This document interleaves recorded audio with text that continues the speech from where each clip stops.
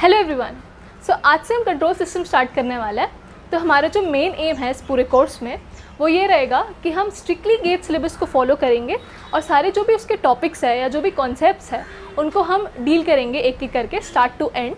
तो जो भी गेट एस्पिरेंट्स है उनके लिए ये कोर्स बहुत हेल्पफुल होने वाला है। हम लोग प्रीवियस ईयर के क्वेश्चंस भी देखने वाले हैं और प्रीवियस ईयर में जो भी कॉन्सेप्ट्स पूछे हुए उनको भी हम एक एक करके डील करेंगे। तो बहुत हेल्पफुल होगा ये कोर्स, राइट।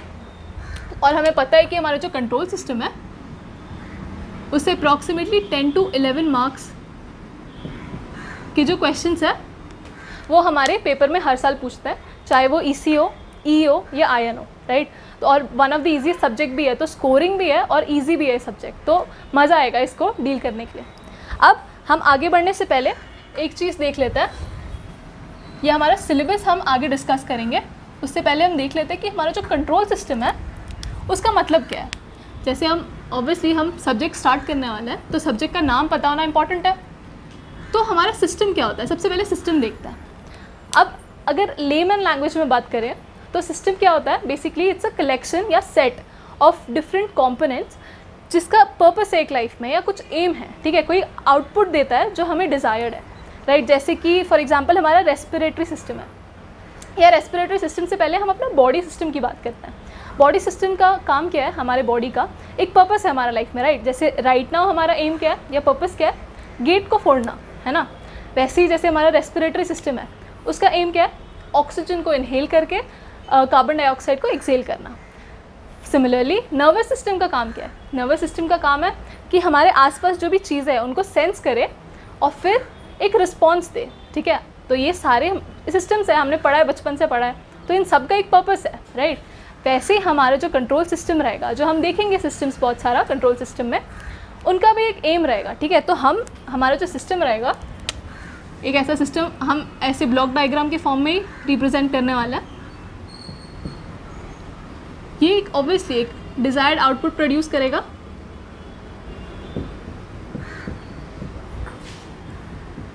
और हम इसको एक इनपुट देंगे तब वो हमें एक डिज़ायर्ड आउटपुट देगा, है ना। जैसे और सिस्टम में हमारे बहुत सारे कंपोनेंट्स होते हैं, राइट। तो अब हमारा हमने देख लिया सिस्टम क्या है, बट यहाँ पे एक बहुत इंपॉर्टेंट वर्ड है विच इज़ कंट्रोल, जो हमारा पूरा कंट्रोल सिस्टम बनाता है। तो कंट्रोल सिस्टम हम क्यों बोलते हैं, ऑब्वियसली इससे एक छोटा सा कंक्लूजन क्या आता है कि हमारे सिस्टम को जो कंट्रोल कर रहा है वो हो गया हमारा कंट्रोल सिस्टम। तो हमारे सिस्टम को कौन कंट्रोल करेगा, एक कंट्रोलर।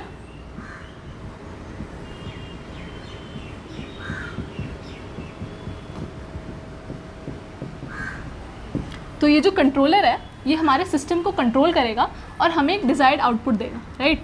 तो हम जो भी इसको कमांड इनपुट देंगे, ये कमांड इनपुट हमारे कंट्रोलर के थ्रू हमारे सिस्टम में जाएगा और हमें एक डिज़ायर्ड आउटपुट प्रोड्यूस करेगा, ठीक है। तो बेसिकली कंट्रोलर का काम क्या है कि वो फोर्स करता है हमारे आउटपुट को, हमारे इनपुट को फॉलो करने के लिए, in spite of all the disturbances present in the system, ठीक है। ऐसा तो नहीं है कि हमारा सिस्टम बहुत आइडियल होगा, ऑब्वियसली डिस्टर्बेंसेस होंगे जैसे हमारे, ठीक है। तो ये जो डिस्टर्बेंसेस होंगे इनके बावजूद हमें एक डिज़ायर्ड आउटपुट देना चाहिए हमारे सिस्टम को, ठीक है। तो ये हो गया ओवरऑल हमारा कंट्रोल सिस्टम, राइट। तो कंट्रोल सिस्टम के बारे में आइडिया आ गया। अब हम सिलेबस की तरफ मूव करते हैं, सिलेबस देखते हैं हमारे कंट्रोल सिस्टम का। सो अब हम सिलेबस देख लेते हैं कंट्रोल सिस्टम का, ठीक है। सो सबसे पहले हमारा है बेसिक्स ऑफ कंट्रोल सिस्टम।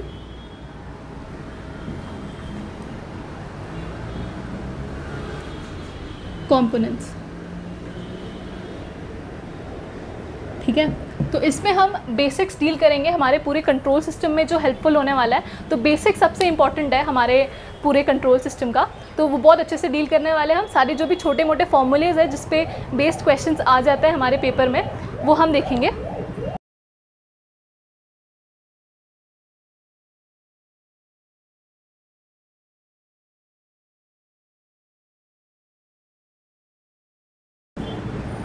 तो नंबर 2 है हमारा फीडबैक प्रिंसिपल, ठीक है।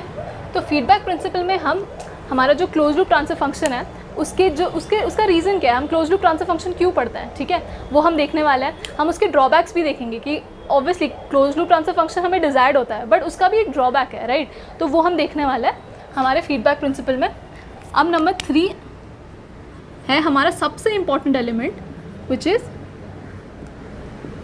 ट्रांसफर फंक्शन, है ना। तो ट्रांसफर फंक्शन मतलब स्टार्ट टू एंड हम हर जगह डील करने वाला है। ये बहुत इंपॉर्टेंट एलिमेंट है हमारे पूरे कंट्रोल सिस्टम का। जो पोल ज़ीरोज़ है उनका सिग्निफिकेंस क्या है, उनका नाम पोल ज़ीरोज़ क्यों है, तो हम बहुत इंटरेस्टिंग चीज़ें डील करेंगे। ट्रांसफर फंक्शन क्यों यूज़फुल है, उसका सिग्निफिकेंस क्या है, ठीक है। तो स्टेबिलिटी, सारी चीज़ें हम डील करने वाले हैं ट्रांसफर फंक्शन के बारे में। नंबर 4 हमारा आता है block reduction. Block reduction techniques and obviously हमारा सिग्नल फ्लो ग्राफ SFG, ठीक है। तो ये दोनों का तो मेन पर्पस हमें पता है क्या है, ट्रांसफर फंक्शन फाइंड करना, राइट। तो दोनों का पर्पस ट्रांसफर फंक्शन फाइंड करना है, बट हम चूज़ कौन सा मेथड करते हैं, SFG, ठीक है। बहुत ईजिली हम मेसन गेन फॉर्मूले से ट्रांसफर फंक्शन निकाल पाते हैं। तो हम जो भी ब्लॉक रिडक्शन के जो क्वेश्चंस होते हैं ना, उनको भी हम कन्वर्ट कर देते हैं SFG में, राइट। तो हम वो देखेंगे कैसे करेंगे, बट हम ब्लॉक रिडक्शन टेक्निक्स भी देखने वाला है क्योंकि 2019 में एक क्वेश्चन आ गया था ब्लॉक रिडक्शन टेक्निक पे, तो हमें उसके लॉजिक्स पता होना बहुत इंपॉर्टेंट है, ठीक है। तो लॉजिक्स हम देखेंगे, फिर SFG में हम डील करेंगे बेसिकली जो भी हमारा ट्रांसफर फंक्शन फाइंड करना होगा। तो ये दोनों हम देखेंगे, इम्पॉर्टेंट है। फिर नंबर 5 हो गया। नंबर 6 है हमारा transient and steady state analysis, ठीक है। तो ये transient and steady state analysis में हम क्या करेंगे, हमारे जो सिस्टम है उनको डिफरेंट टाइम डोमेन में हम रख के हमारा उसका बिहेवियर देखेंगे, है ना। जैसे स्टेडी स्टेट है, अब स्टेडी स्टेट क्या होता है या ट्रांजिएंट क्या होता है कि सपोज़ हमारा एक ग्राफ है विच इज़ यहाँ पे ड्रॉ कर लेते हैं, ठीक है। हमारा रिस्पॉन्स है सपोज C(t) और ये टाइम डोमेन में x एक्सिस, तो सपोज ये एक्सपोनेंशियल है। तो हमारा यहाँ तक जो टाइम है ये हमारा होता है ट्रांजिएंट, और फिर जब हमारा सिस्टम स्टेबल हो जाता है t टेंड्स टू इन्फिनिटी, तो ये हो जाता है हमारा स्टेडी स्टेट पे रीच कर जाता है हमारा जो सिस्टम है, ठीक है। तो हम एनालिसिस करेंगे उसकी ये टॉपिक पे। अब नंबर 7 क्या आता है, नंबर 7 है हमारा रूथ हर्विट्ज स्टेबिलिटी क्राइटेरिया, ठीक है।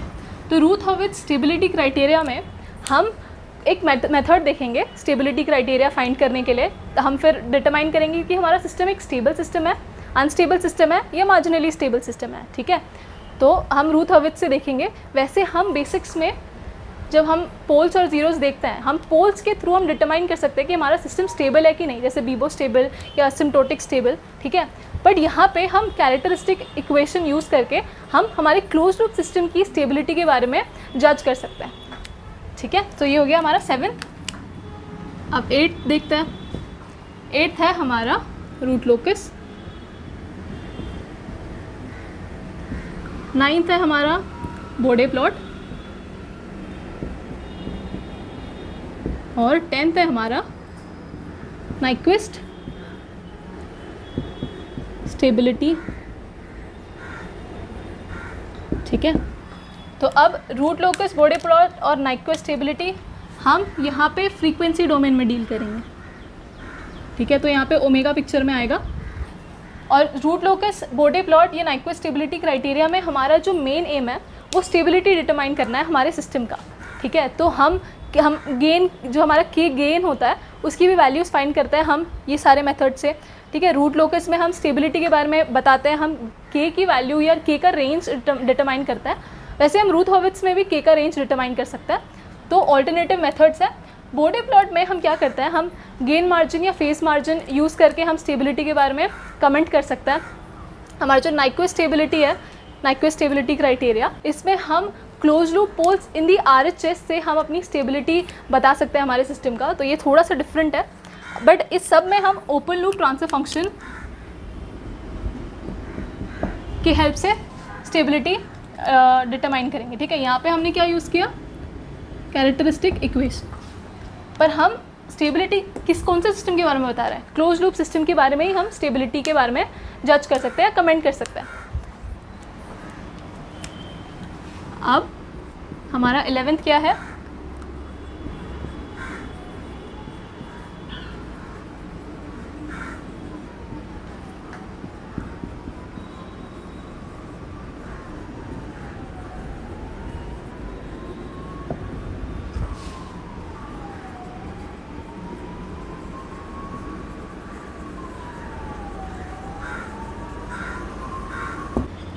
तो हम state variable model and solution of state equations देखने वाले हैं। बहुत इंपॉर्टेंट टॉपिक है। हम ट्रांसफर फंक्शन फाइंड करते हैं ये इस मेथड से, और भी सोल्यूशन हम फाइंड करते हैं, जैसे जीरो स्टेट रिस्पॉन्स है, जीरो इनपुट रिस्पॉन्स है। हम ये सब चीज़ें हम देखने वाले हैं इसमें, और बहुत इंपॉर्टेंट टॉपिक है ये, क्योंकि गेट सिलेबस में मतलब हर साल अप्रॉक्सीमेटली इस पर क्वेश्चन तो आते ही हैं, है ना।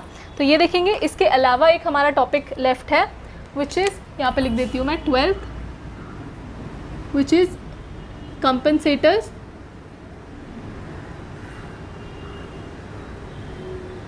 And controllers.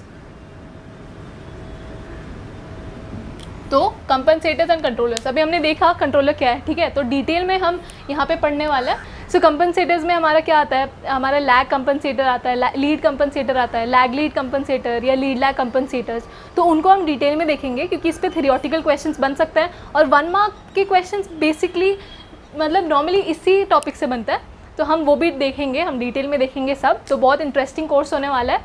तो बस स्टे कनेक्टेड, ठीक है। Thank you.